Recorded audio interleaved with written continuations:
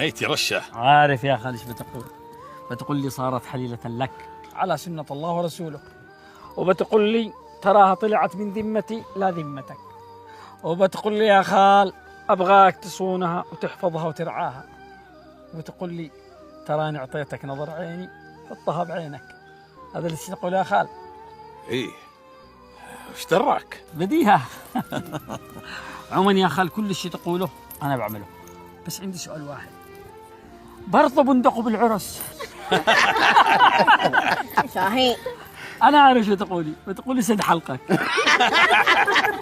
مش دراك. ليش سموني شاهين؟ إلا وأنا لي من اسمي نصيب. شاهين يعني الصقر حاد النظر المنبثق، عندي فراسة.